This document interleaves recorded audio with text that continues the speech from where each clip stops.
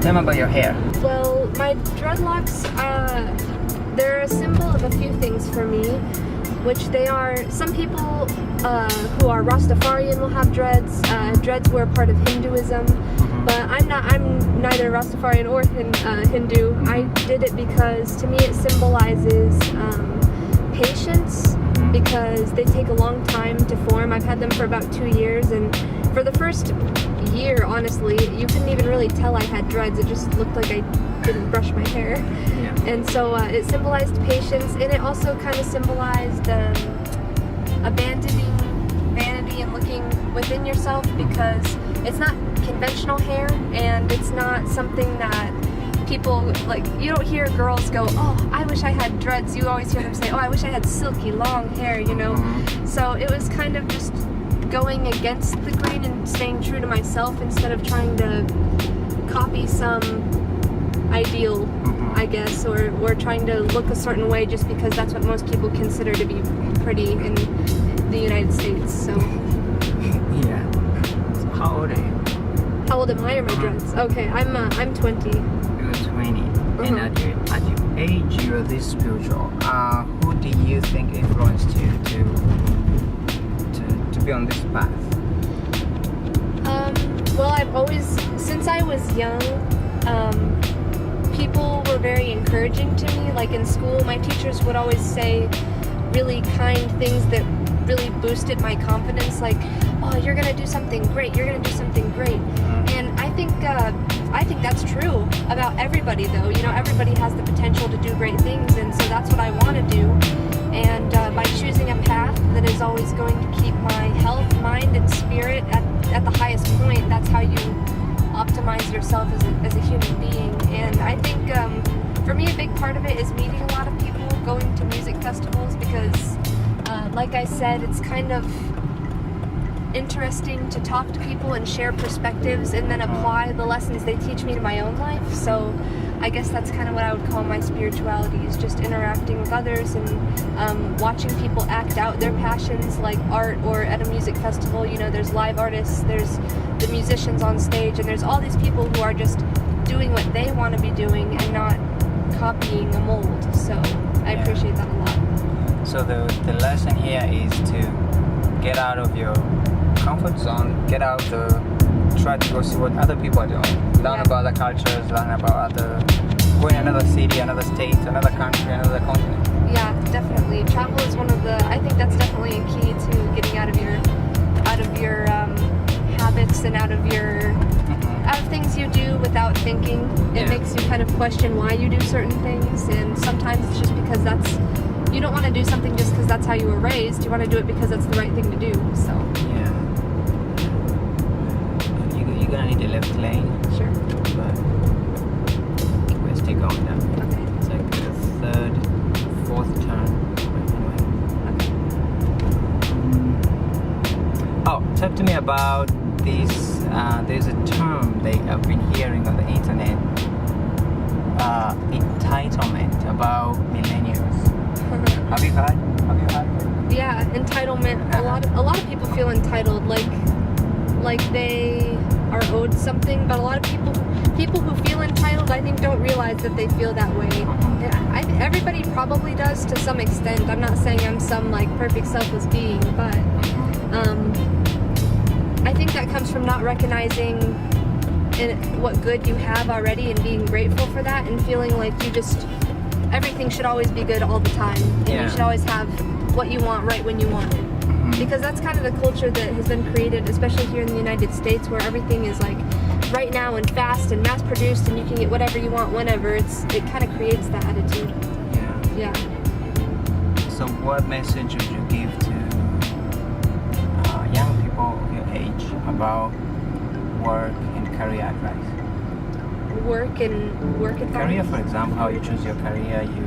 You take college. What are you studying? Well, I'm studying electronic media production, so, you know, video and editing, and I think that whenever you're choosing your career path, it should be not a question of money, of course, but of your passion, and avoid thinking that you shouldn't do a certain career path because you're not going to be able to make money or find work, because if you're passionate about something, there will always be people who recognize and appreciate that, and there will always be a place for you to do what you love and still have everything that you need, which is what's important, is just to have everything you need and be able to execute the things that you're passionate about. So if I had any advice, I would say it would probably just be that. Who's your hero? Ooh, that's such a tough question. Okay, let me think about this for a second.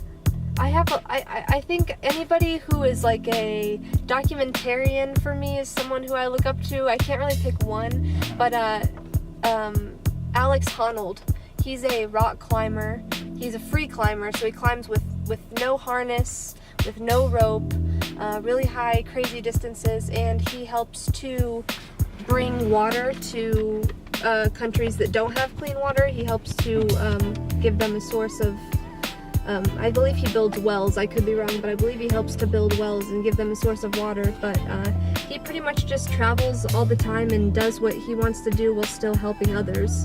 So I think that's like the greatest inspiration to me, because he follows his dreams and he does what he loves, but he doesn't do things that are, his passion is rock climbing, you know, he's not doing things that are harmful to himself, and he's making sure that he does everything he can to help others, and he's not, he's a minimalist, so he's not focused on money or material possessions, and I admire that a lot about him. Speaking of minimalism, tell me about it. I know about minimalism, and it's I think it's one of the things I discovered I do. I try to make things simple as much as possible. Tell me about it. How did you discover it? I don't know exactly when I discovered it, but I've always wanted to have a tiny house, and a tiny house is well, it's just exactly what it sounds like, but they're usually no more than like 200, well, some of them are like 300 square feet, but I want one that's like 150 or 200 square feet. Minimalism is just, you know, not having as many material possessions, not having things that you don't really need and use. Yeah, it's good for your mental health because you're not cluttered. You know, when your house is cluttered, your brain is too. So it's good for your mental health, and it's good for the environment because you're not going to be using as many resources. You're not going to be using as much electricity and buying as much stuff to just throw away later. Yeah. So you don't buy a lot of stuff? No. You only have a few things you need, and I try. I'm trying to get rid of more and more as time goes on. I slowly just like pick through things, and as I realize I don't use them. It's definitely been a process because I have had a lot of stuff in the past just because I have very generous parents, but they got me things I didn't necessarily need a lot just because they kind of spoiled me a little bit. But is it doable though? Is it easy to do? I would say it's not only. Is it a struggle? Is there a struggle? There is a challenge to it, but the reward is so much greater because then you're not weighed down by so many material possessions, and then it makes you also evaluate like what's really actually important in life, and you stress about less because you're not stressing about how you need to fix the coffee maker because it's broken and you just can't live without coffee.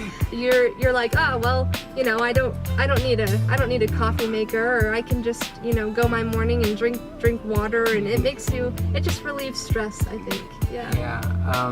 Closing, tell me about awareness. How awareness plays a big role in one's life? I think I'm not like a guru, but it seems to me that the times when I feel most aware is whenever I stay in the present moment. So I try not to think about what I have to do on Thursday. I try not to think about all the things I should have done yesterday, but just thinking about what I'm doing right now, focusing on breathing and just staying present. And also for me, organization helps because then I don't feel like I have to think about what I'm going to do Thursday. I don't feel like I'm going to forget if I have it written down in a planner. So it's not like cluttering my mind, constantly thinking about it so I don't forget. It's already written down and I don't have to worry about it. So I think staying in the present moment is the biggest thing because that also allows you to Like, let's say the present moment is not something that you're enjoying. Let's say you're in a bad situation. Well, if you're just trying to escape it, you're not identifying what got me into this situation. How can I fix this situation? You're just running. So I think that's the key, is not to run from anything, but to just face everything. Face everything. Yeah. By becoming aware of everything that's happening. You told me about... Oh, one more thing. Okay, I thought of another key. Body, mind, spirit. Those are the three things. If your body's not healthy, it brings the other two down. Or if your body's really healthy, but you have some serious, turmoil going down, that's gonna, turmoil within yourself. That's going to bring down your spirit. And it's like those three have to be all taken care of. All maintenance must be performed on body, mind, and spirit to keep those three things rising. Yeah. Right. You talked about putting yourself in other people's shoes. I hear that you have tendency to really understand people they're going through, and that's how you sympathize with people. Tell me about that. Everybody's lives have parallels, so everybody can relate to each other on some degree. Maybe you've never gone through an exact situation someone else is going through, but there's going to be a situation that you've gone through that you can somehow relate to that. And people's thought processes kind of tend to work the same way. So I think that if you really put yourself in a person's shoes and you're like, what would I do in this situation? Or maybe where if you feel like, oh, this person did something, maybe you're judging someone and you're like, oh, this person did the wrong thing. Well, take a minute to think about maybe what made them make those choices, and then identify what made you judge them for that. Just it's kind of a back and forth thing where evaluating someone else and evaluating yourself, you can both gain from that. That's why part of why conversation is so important with people, is because you can both learn from the other by just examining what the other person's thought processes are like, and what kind of how your guys' life experiences tie together. Yeah. Examining. Highly thank you for your time and everything. I had a lot of fun. Me too.